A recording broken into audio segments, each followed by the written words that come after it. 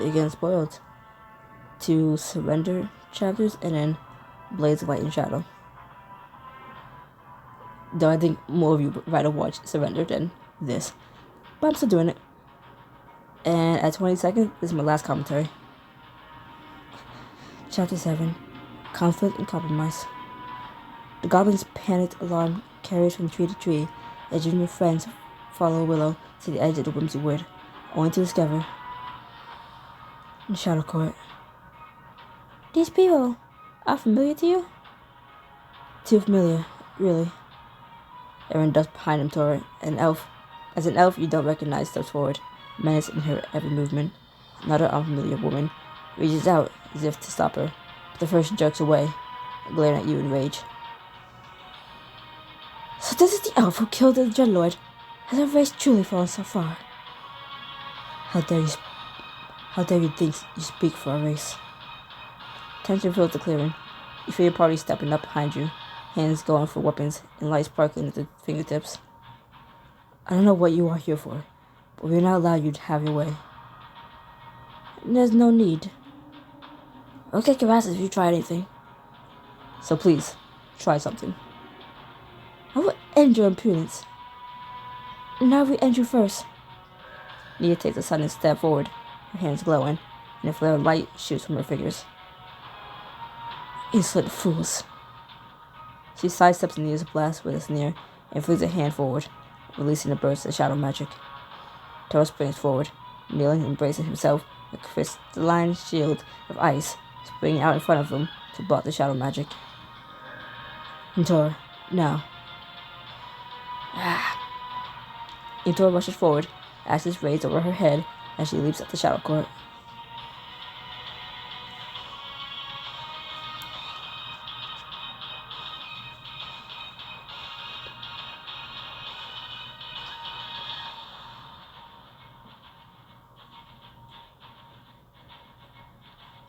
And Tora brings her axes down on the haunted woman. She summons a wall of shadow to shield herself, but is still sent flying back by the blow.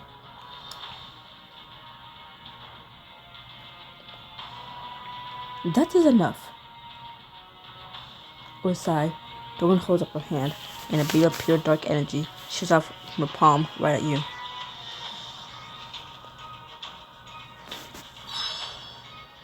Nice try.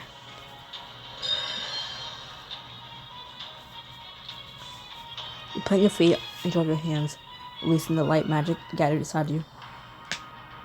It clashes with the darkness, the light and shadow rolling together till both suddenly disappear.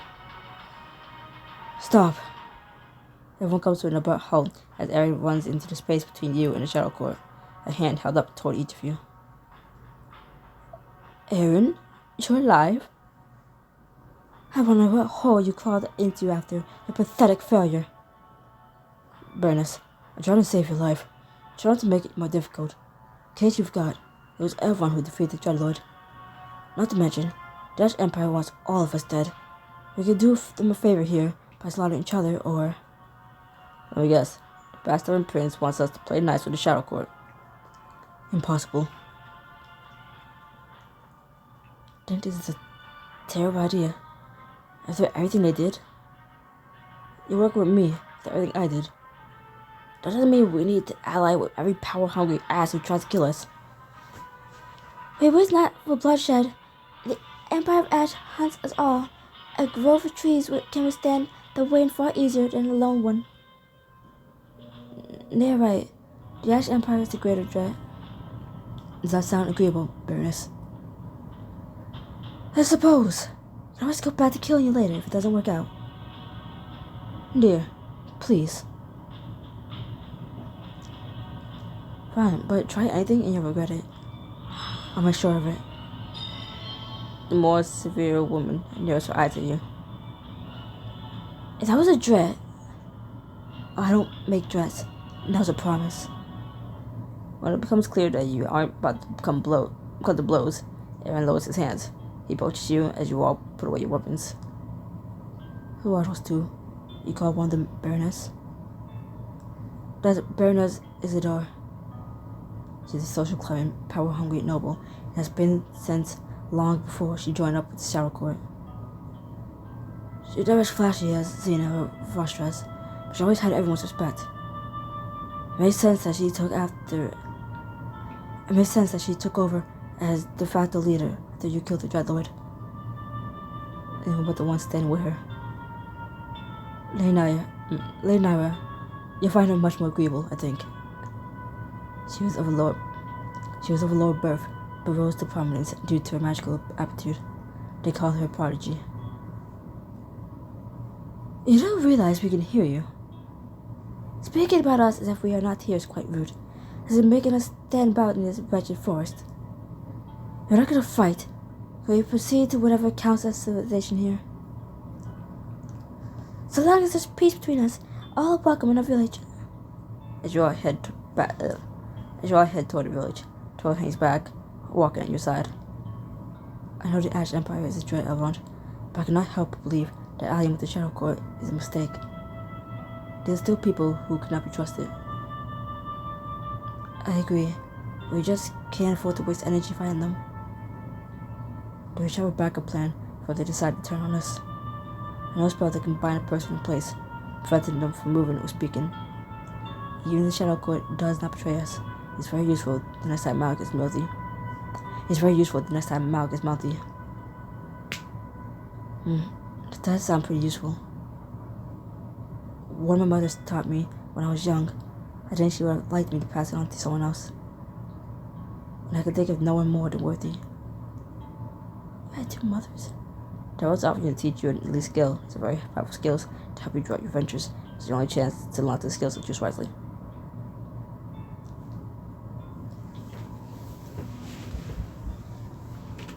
Excellent.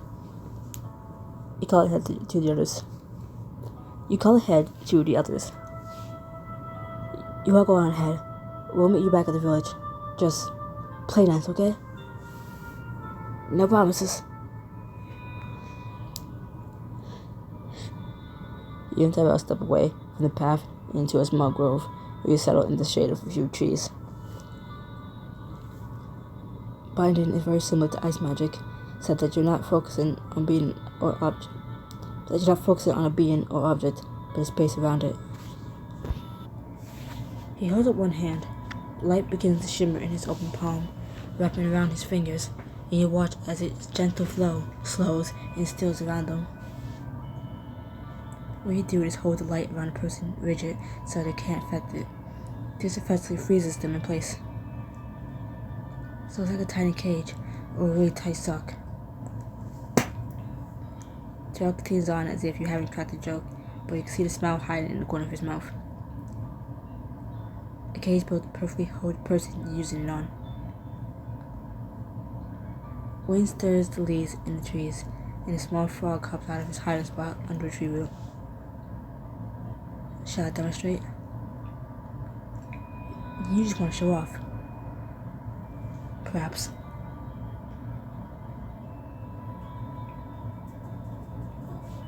Why don't you freeze me? Are you certain? It can be alarming to have this type of magic used on you for the first time. I have no reason to experience it before I use it on someone else. Wise as ever. He lifts his hands, and magic ripples through the air, surrounding you. For a moment, it's warm, almost pleasant. Then you feel it lock into place around you. Your lips do move, but no sound comes out, and when you try to shift, your body stays locked in place. Panic claws at you, nearly closing your throat, but then the magic suddenly vanishes. Terrell races to pull you into an embrace, his fingers cradling the back of your head. He holds you close. Forgive me, I shouldn't have. There's nothing to forgive, Tyrell. I asked you to show me. I'm alright. You tilt your head up to look at him.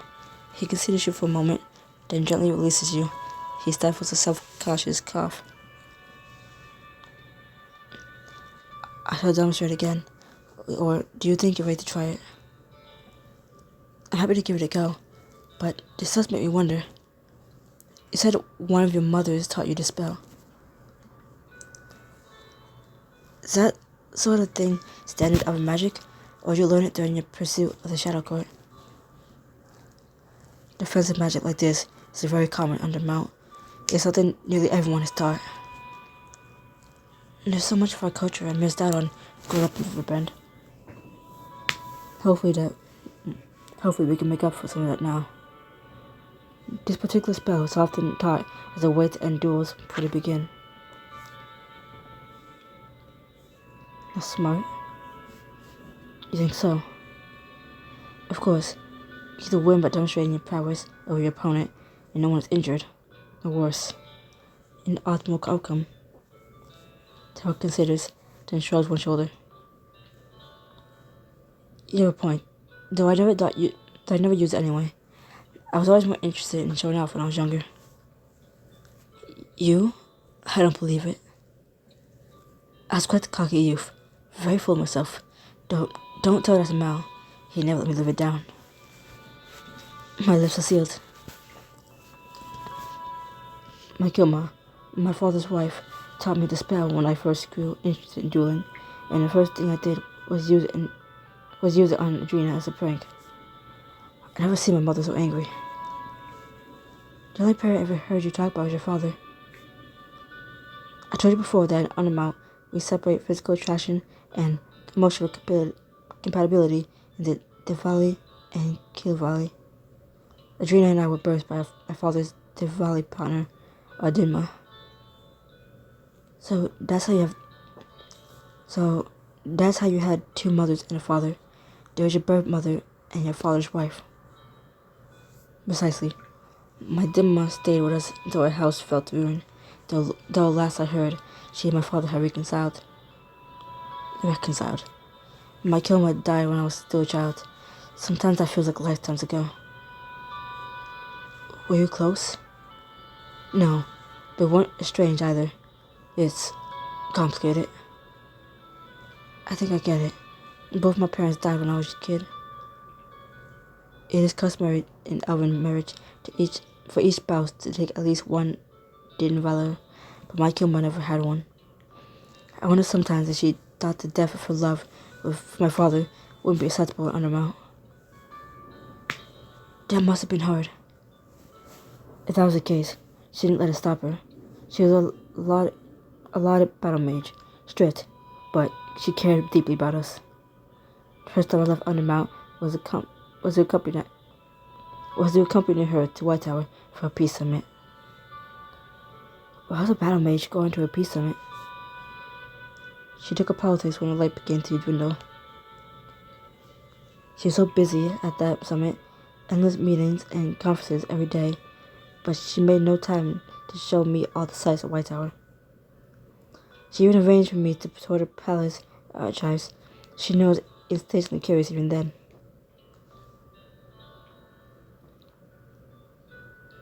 She sounds amazing. She was amazing. She was an impressive mage, a warrior, and a talented diplomat. But most of all, she was my mother, and I loved her. What happened to her? What happens to every elf in her time? She used much magic in her role protecting Undermount. Her light began to fade, till eventually it ran out. Darrell, I'm so sorry.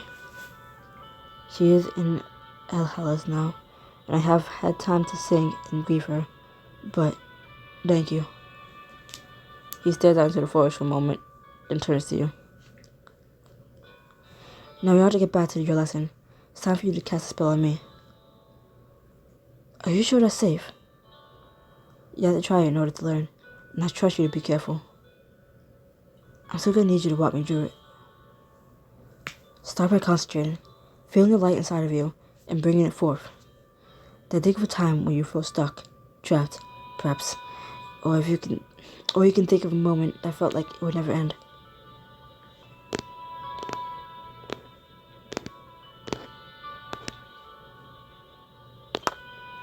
Close your eyes and think of being strapped to the table in Valix's laboratory.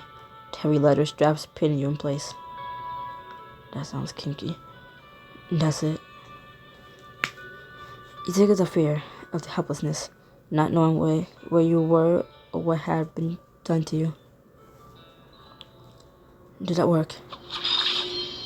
You go at Tyrell, who doesn't move, even stares still.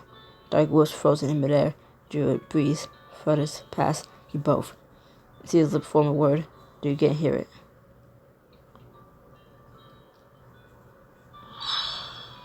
I did it.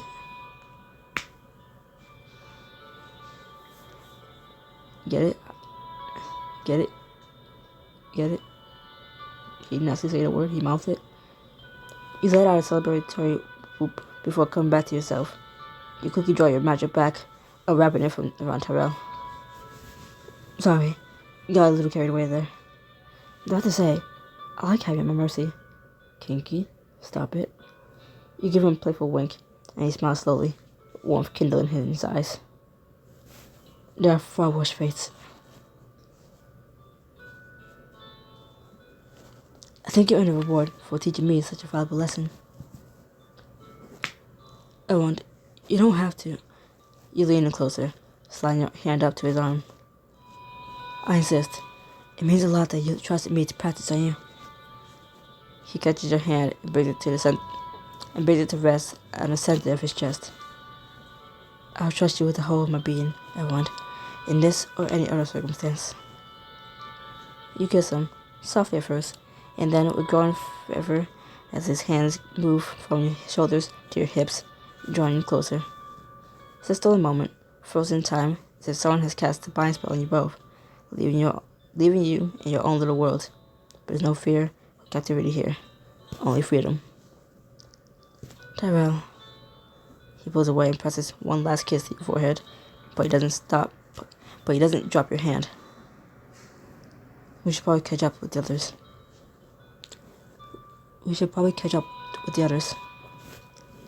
Don't want them thinking we got attacked by another weird forest monster.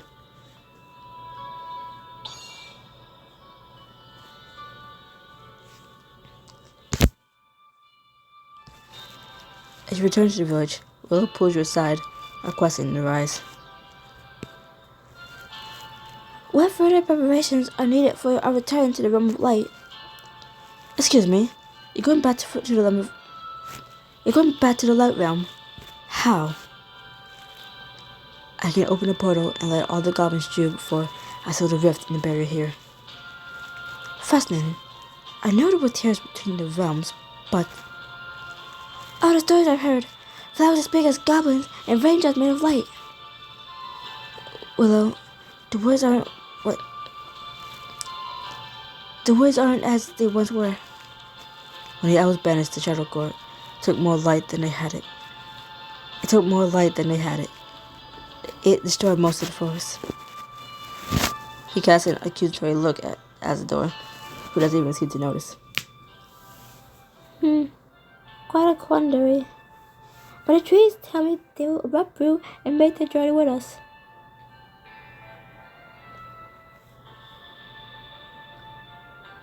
I'm not sure the portal will be large enough. It'd be hard enough opening a portal big enough for everyone if it drew by entire trees. They must come. It is not a choice. We and the trees are one. Without them, we are complete. We are incomplete.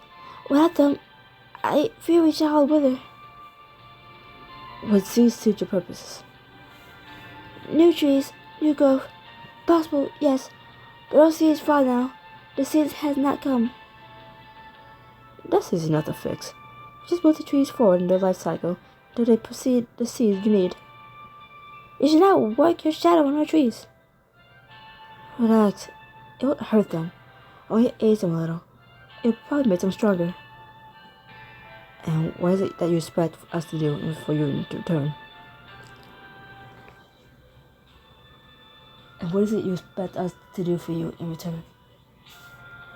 All we require is safe passage to the light realm. And don't worry, once we're there, you'll need to see us again. Until you start wreaking havoc. We have had our fill of fighting in war these last centuries.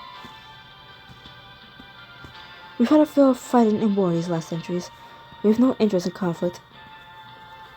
Take it over, but be mindful. The more time you waste, the more danger grows for all of us.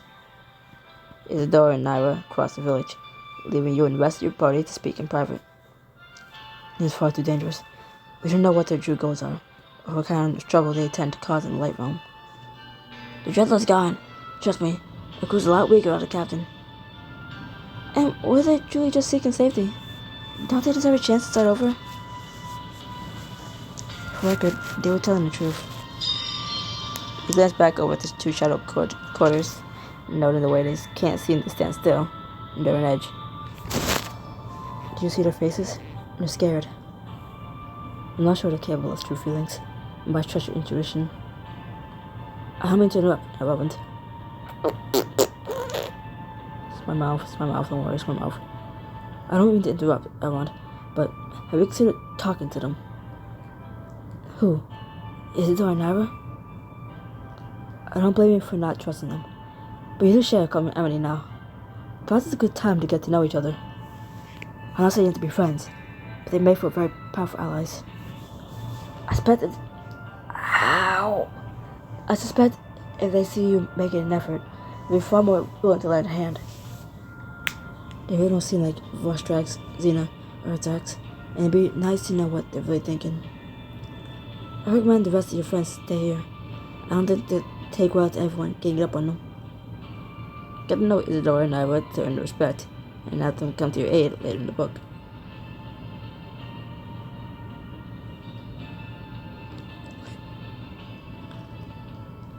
I wish you good luck, but given past experience, you hardly need it. Taking a deep breath, he walked through the Goblin village to where Isidore and Naira stand waiting. Well, have you made your decision then?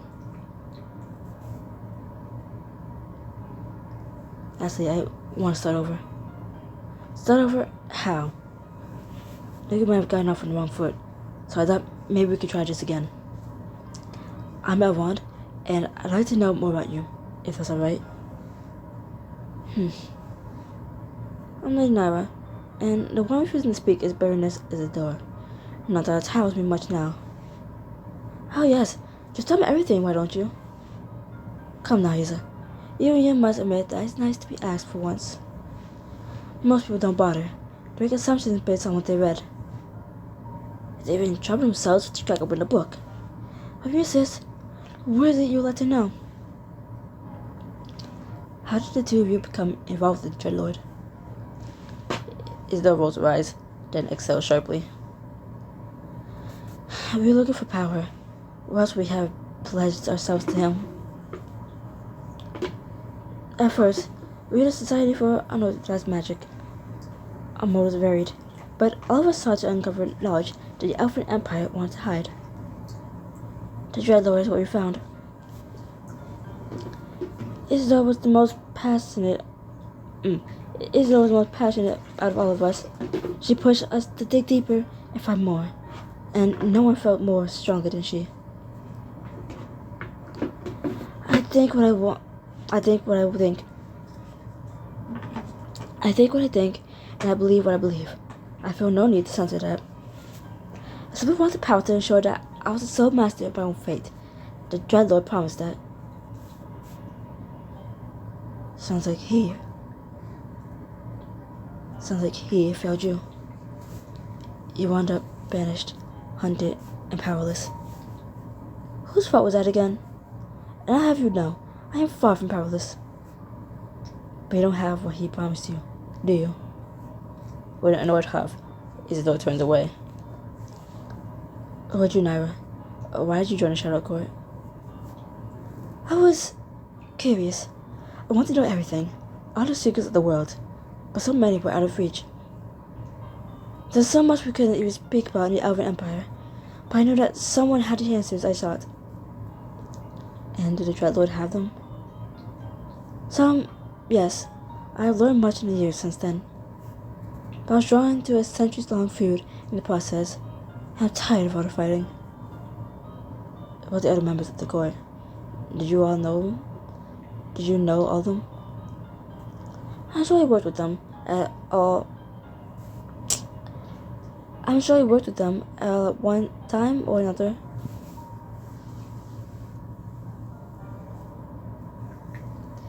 Can you tell me more about Xena? Xena. She and I made quite the pair. Did she ran after the light realm to play Daywalker, that is. I was very fond of Elarin, Personally, she was shockingly ignorant for one who pretended to know everything. I must admit, for me to want to defeat our leader, you're not quite what I imagined. Is that a good thing?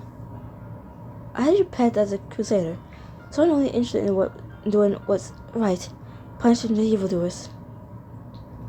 Morals certainly, lack of imagination, poor fashion sense, etc., etc. But seems there's a bit more to you than that. I told you, Isa, you must not be so quick to judge. So, what does matter to the great hero of Morella? I give up many things. The world isn't black or white, right or wrong. Many do wrong for righteous reasons and call themselves heroes while committing atrocities. Isidore's dark eyes watch you closely, and her sinister face cracks with a smile. A shockingly nuanced stance. I don't know what you've done to make enemies of the Ash Empire, I want. But you have my word, I'll do what I can to ensure that you and your friends make it out of here. And seeing as I've had an unfortunate habit of falling into her danger. And seeing as I have an unfortunate habit of following her into danger, you have my word as well, if you take the bargain. Thank you both, truly. A flurry of noise draws your attention to the trees, rustling leaves, followed by crackling branches and the pounding of footsteps. What in the world? Tennessee relics stride out the trees, an entire platoon of Ash Empire soldiers streaming up behind her. Run all you like, everyone, but I will catch you. Willow, grab everything you can and get to the lake. We'll meet you there. It shall be done. Seize the Realm Walker. Kill the rest. Yes, Princess. Suddenly, you feel a strange warmth radiating between your shoulder blades, quickly spreading all through the rest of your body. The staff of Silver Lake? You draw the weapon from behind you and see it glow small ripples of light traveling over the silver like rain on leaves. Seize him. First soldier closes the distance between you, and your staff nearly jumps out of your hands, slamming into the center of the soldier's chest.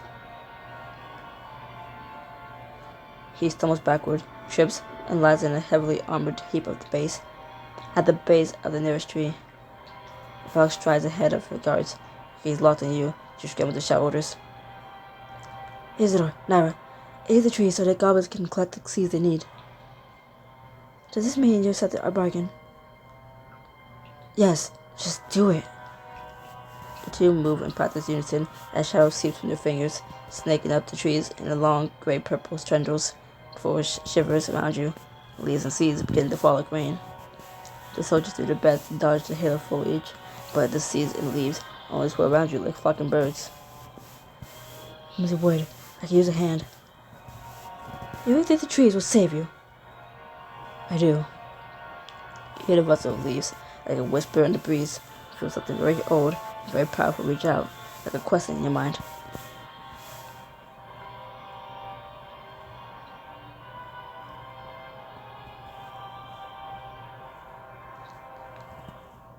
The guard swells beneath you, like a giant breathing, and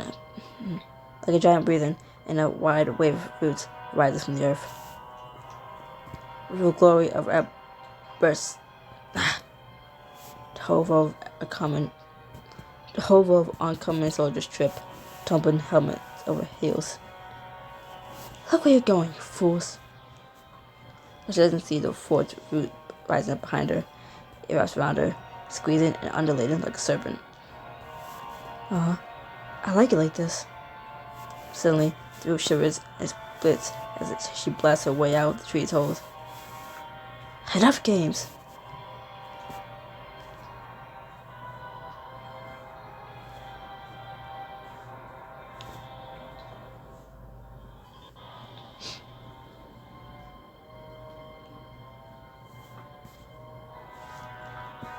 Doing your best to sound desperate, you call out, "Wait, Valix, I'll come with you. Just leave them alone." but ready to stop. Alex charges at you, swiping at you with her glaive. You barely leap backward in time to avoid being sliced. You think me a fool? Yes. As she goes to swing again, Charles sends a blast of light at her hand. Alex's skin glows and sizzles. She screams, dropping her glaive. Get away from him. As Violet rushes to grab her glaive, you look around to your companions. Then you hand Aaron 2 bottles from a chemical bag. What's the blade? You have to give the goblins time to collect their seeds and get to the lake. Give them whatever protection you can.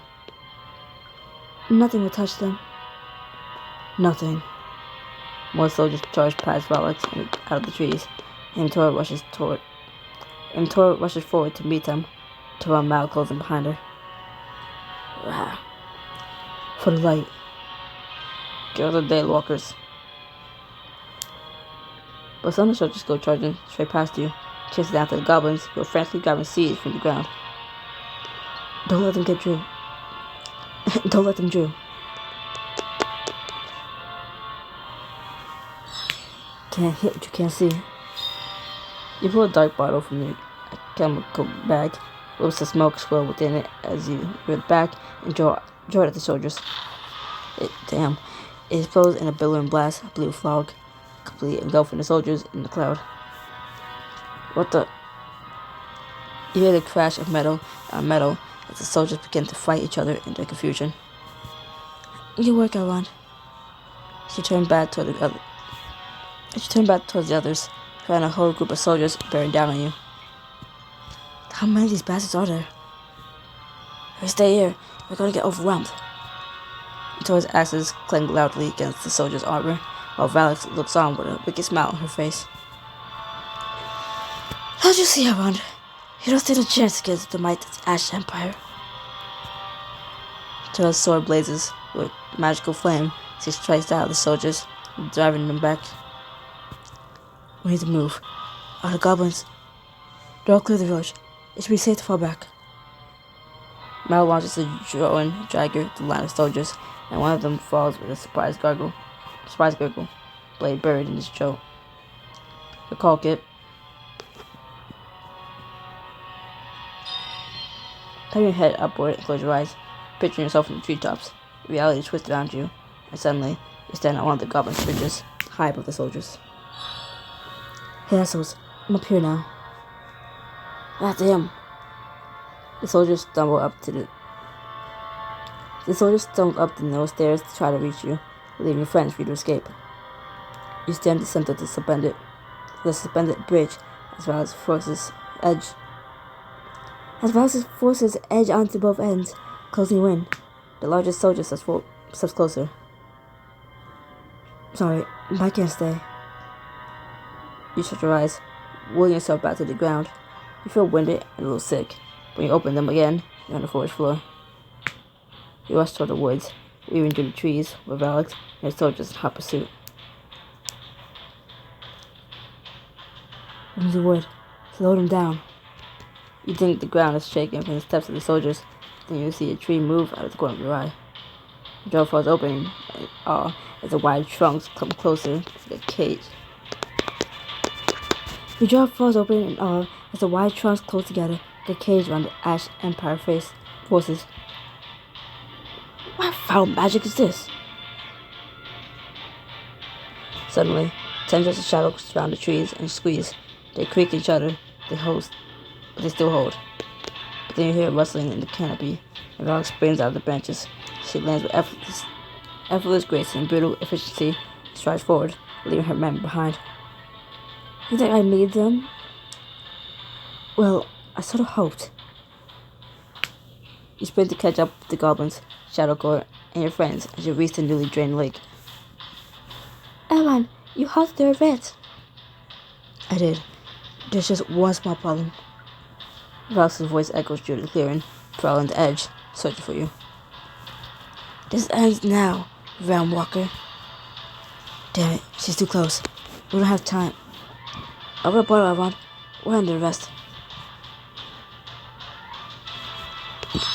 Tripwires be fastest. I got wire and stakes in my pack. Everyone rushes out.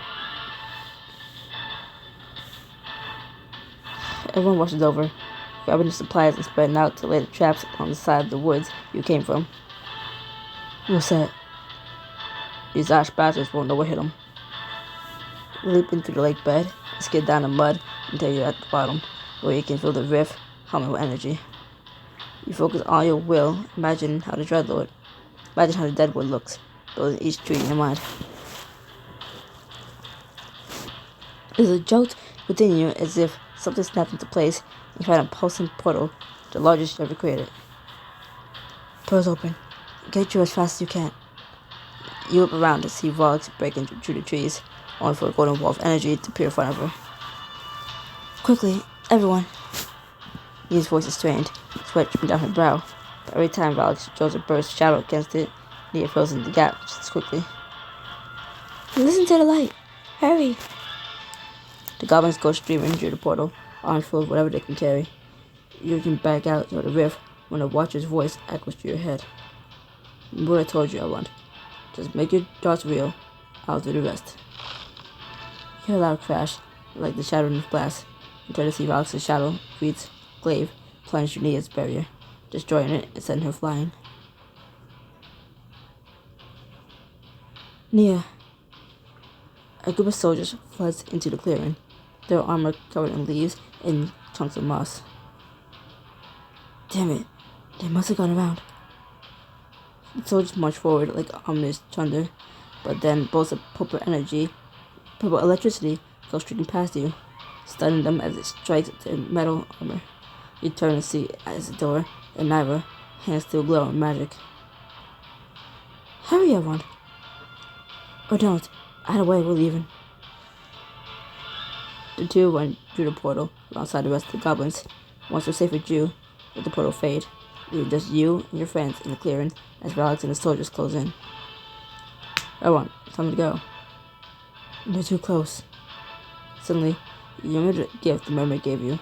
Put a bracelet for your bag and noted aloft, calling out with everything in you. I'll be super grateful for some help right now. Is it glowing? You realize that your feet are wet. My God. You realize that your feet are wet. The water's rising in the lake bed below you, covering the smooth rocks and dark mud. The trickle becomes a roar as the river rises in a surge of white and blue, engulfing Valak and her soldiers. The armored Ashton tumble head over heels and explode into the vortex of water. Valak braces herself against a fallen tree, clinging off with her life, her glaive, one hand, and the branch in another. And the branch in the other hand, and the other, the river washes away her forces. Fuck. Yes. The flow ebbs, leaving only a soaked ash princess. She slowly lets go of the branch, steadying herself on her feet, but her gaze never leaves you. You're outnumbered, Alex. You're up. Never. I'll chase you to the ends of the earth if I must, but you will not escape me. The end of her glaive catches fire, glowing a sickly green, and faster than you thought possible, she strikes right at you. Use the magic Tyrell taught you. Reach out to bind Valak's. Her glaive freezes only inches from your face. I told you, you're not stopping me. Focusing your energy again, you reopen the portal to the deadwood and turn to Nia and Aaron. Nia, Aaron, go through the portal. And just leave you here? No way. We don't have time to argue. Go. You look around to see a surge of magic surround Valak, breaking your bind, but before she can attack, her friends cut her off. Quickly, everyone. Try to block out the sound of Tyrell and Tor and Mouse desperate battle to keep Valak occupied. She picture the dark trees of the deadwood, side by side with the vibrant green of the forest around you. The ground seems to vibrate beneath your feet, and you suddenly feel the rift. It's like two curtains you just need to pull closed. The vibrating energy you felt suddenly vanishes, and while you can't hear or see them, you somehow feel the watchers nearby, smiling. I did it. You're knocked out of your relief by a shove from the side. Valak shudders. Fuck you. Val shoulders you into the mud, and you barely have time to clear your eyes. She leers above you, glaive in hand. Reckless fool. You should have run when you had the chance. Val spins her shadowy weapon down at you, but Roy cannot. Mal not into the way. Ugh. Mal staggers back. Shadow swirls around the long gash that travels from his shoulder to his chest. You grab a hold of him by his torn cape, pulling him toward the portal. We have to go. You and the rest of your friends enter the portal, and as soon as you're clear, you snap it shut. The last glimpse is of Valak's shadow and the wrath forward from her. In equal measure, she gazes at you from the darkness. Ouch. Ouch. You all land on your side of the portal in Deadwood, the glow of the lake far more subdued than the last time you saw it. Willow immediately rushes up to you. Base has night bloom. None of you were lost. Now it's closer than I like. You and the rest of your friends sink to the ground, exhausted. Wait, Willow, did you say House Night Bloom? Oh yes, we honored Taliesin of House Night Bloom, the only non-goblin to serve as an elder. Everyone is the last living member of House Night Bloom. It is a shame to hear. I know Taliesin worried greatly about your Dursealans. Wait, back up, please. How did you meet someone from House Night Bloom? Taliesin is the reason we remain. They and their kin left their battles behind to warn us of the magic the Elven Empire waits to use against the forces of shadow, and the great cost of doing so. The light shielded us from the Elven attack. They stood against the realm and our defense of their house. Only Taliesin was drawn into the realm of shadow alongside us. The rest were lost. Willow sadly grabs Ash's gnarled hand. Oh, one child. The Rootkeeper spoke of a night bloom ceiling too young to go to war, a ceiling they had to leave behind. That tree must have grown and then another until you were planted, I want. What to Taliesin now? In the shadow realm? We gave them the comforts we could. They missed their kin, I know. But they would be glad to know the tree is still growing. I'm so sorry, everyone. If I'd known you lost your family because of the Elven Empire.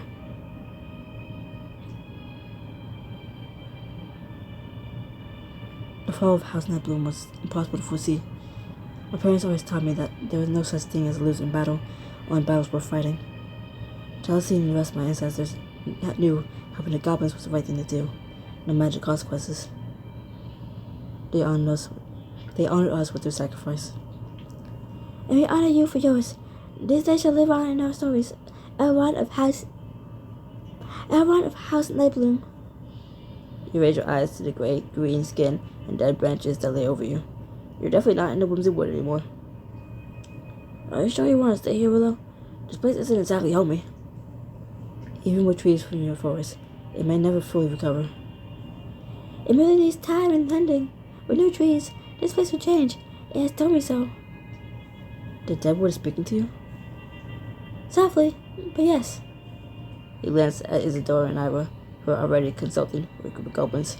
As sees a deposit all around the lake, the two elves follow after, shadow pulsing in their hands. Seedlings? But that shouldn't be possible. Not with shadow magic. All around you, smaller driving seedlings pop up from the ground. To spout, the forest seems to brighten. I guess shadow can do more than we realized. Now we are truly home. A celebration must be had. Please, will you join us? Of course we'll stay. I'm curious about our new friends. Of course you are. Your curiosity is my bane. You'll learn for it. As the two of them head off to join the goblins at their freshly built fires, he treads on Mal, his cape and letter. Gambizon are torn and bloody, for Valak slashed them. Oh, you're right.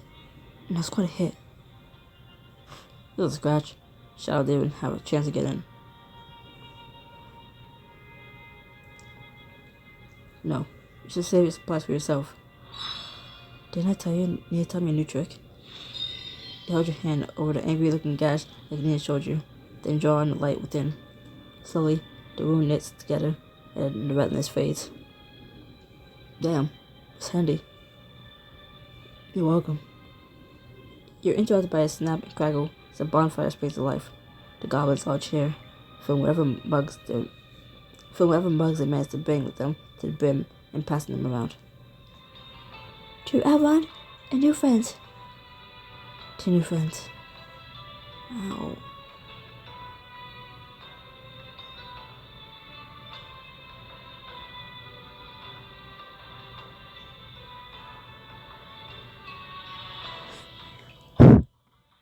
Take a hearty drink, then start to wind your way through the trees and people, music and dancing springing up all around.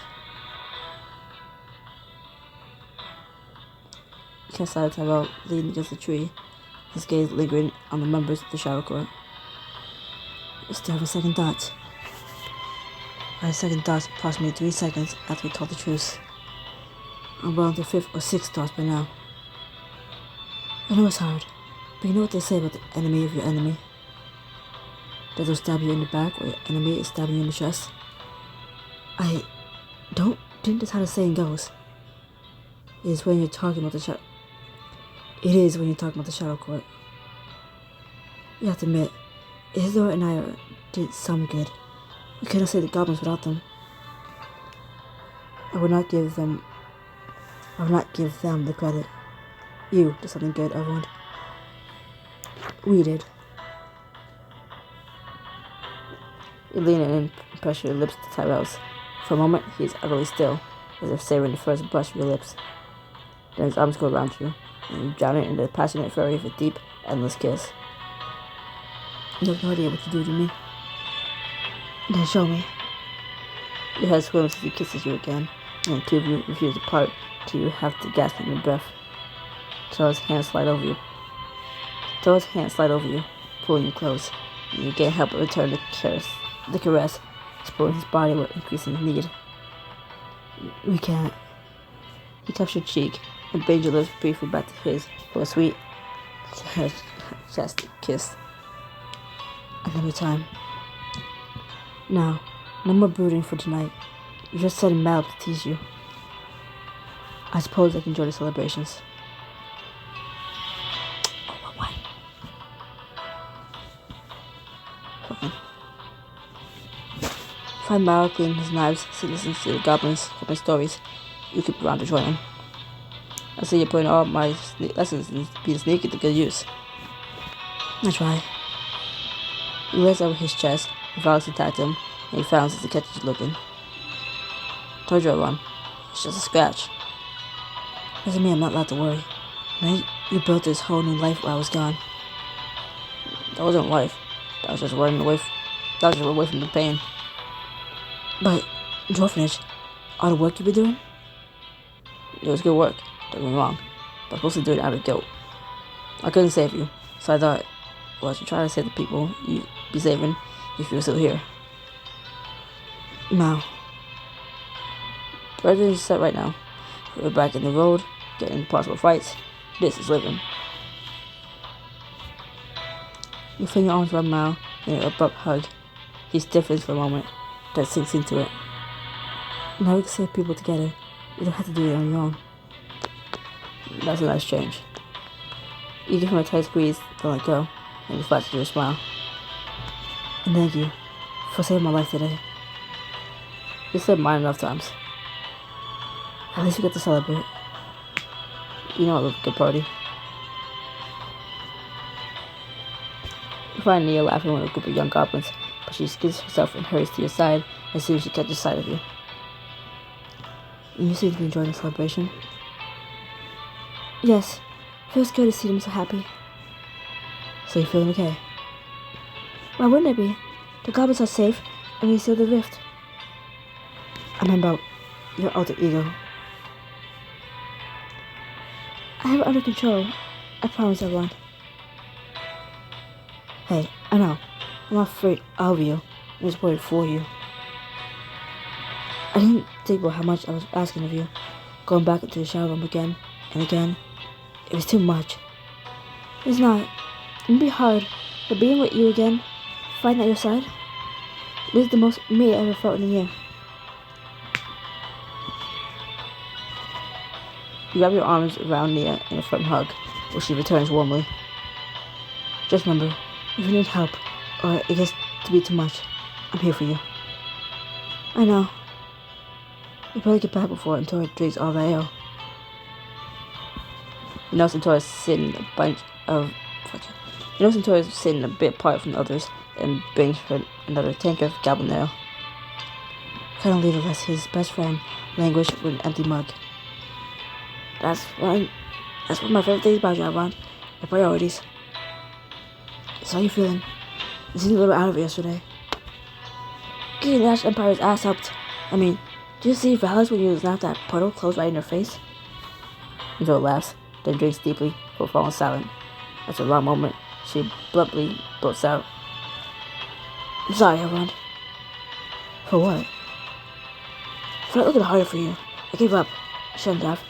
Chow never did. Or Nia. You needed rescuing. I didn't show up. It's alright. You couldn't have rescued me. No one could have. I was in a shower room. There was no way to get to me. I'm just glad you're here with me now. So am I. You seize Antora and drag her close for a passionate kiss, relishing away her tusk dig into your lip. Her strong arms fold around you, and you stumble backward till your back dumps against the tree trunk. Antora. The kiss is everything, sweet and hot, lusty and deep. You can't help but shudder in Antora's embrace. You lose yourself in the joy of feeling her hands in your body, of listening to her groan. She tongue strokes over hers, till you're forced to break apart.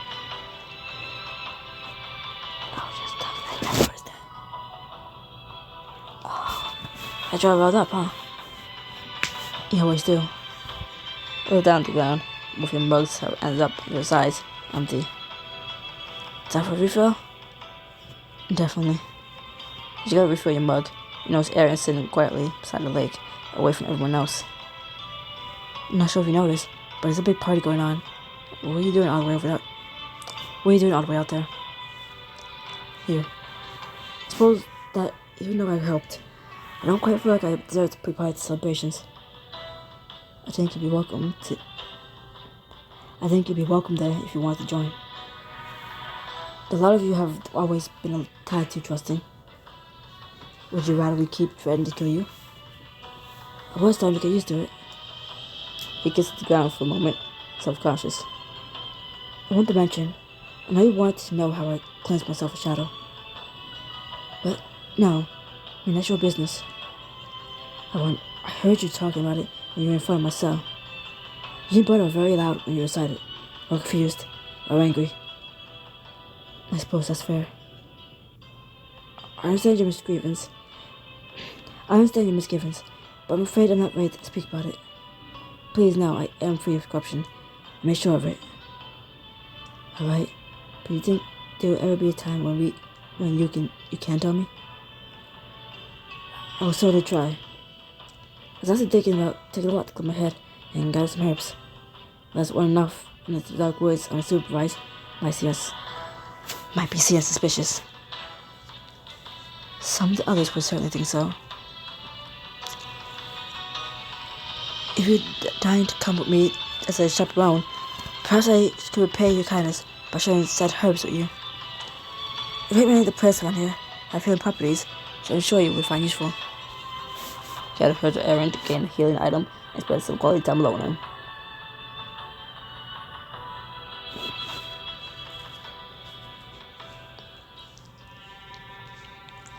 You and Aaron walk deeper into the deadwood, the laughter and life from the celebrations fading far behind you. I dropped the mic. Is it simply my imagination, or do the woods seem less ominous than they were before? And they are they quiet? And there's a refreshing lack of monsters attacking us.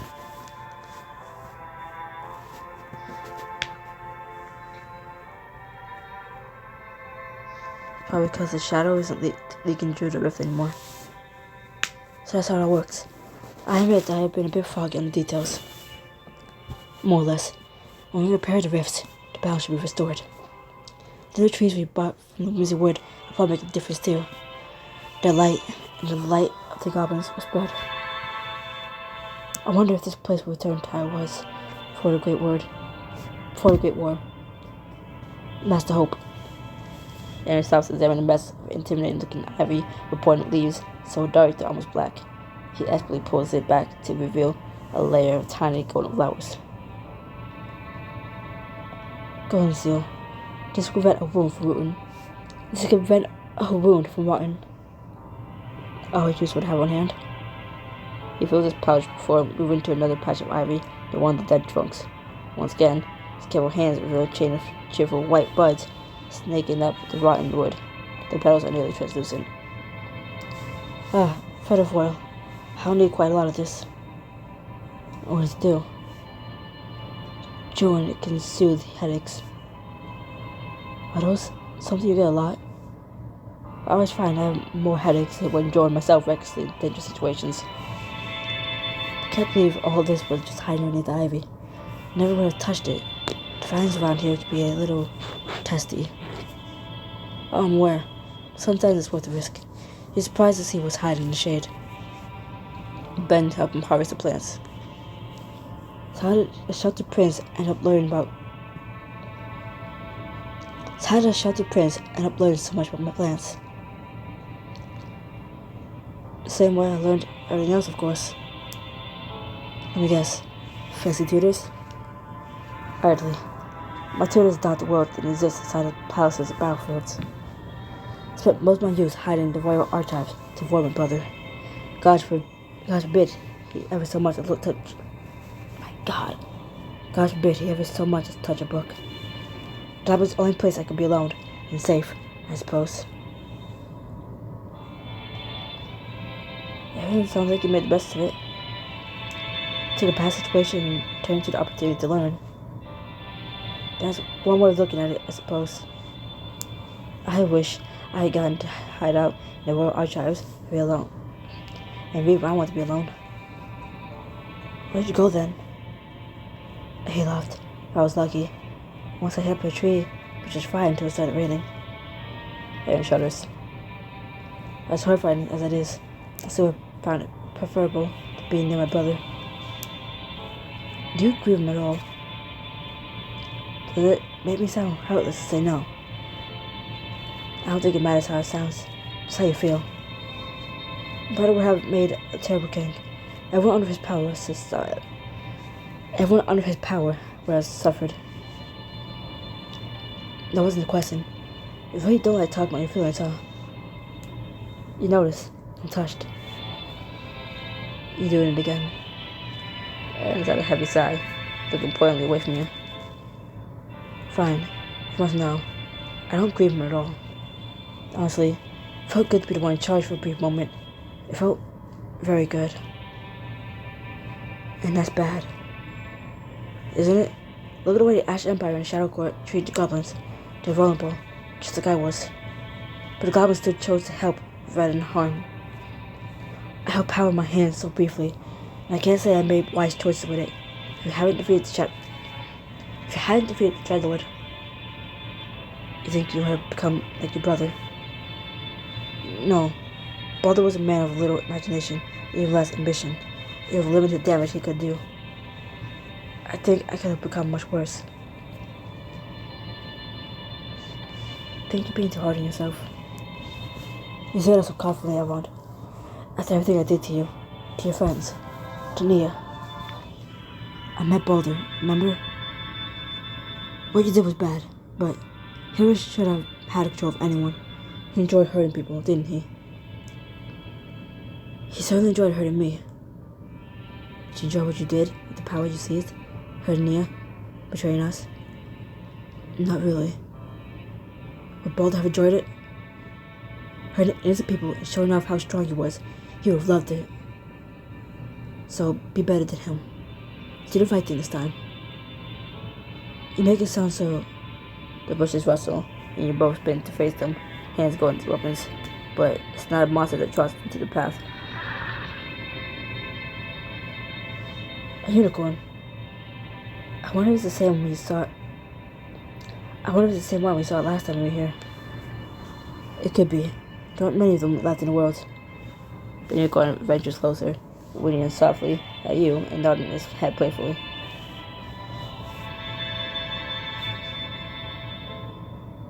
I should think not.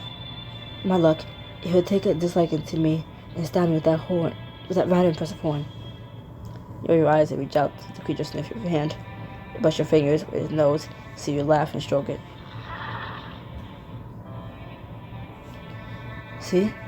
There's nothing to worry about. You beckon Aaron closer, and he slowly approaches. He gently strokes the unicorn's neck, his fingers brushing through his mane. You're a beauty, aren't you? You share a moment, stroking the unicorn's shining head. It nickers against your palm, pressing its warm hide against you, then tosses its mane and trots off. I'm glad the goblins have returned. They'll keep the unicorn safe. Without a doubt. You've got the herbs you need. We should probably head back. You mean, for the others think I kidnapped you? Precisely. You show back the way you came, with Aaron stopping every now and then to collect the occasional plant and herb. And the light and the fires come to sight, he stops, holding out a bundle of plants. Thanks. I'm sure this will come in handy. It's a sure share of the bounty. You did hard work, but I'll still keep them. Thank you. It was truly my pleasure.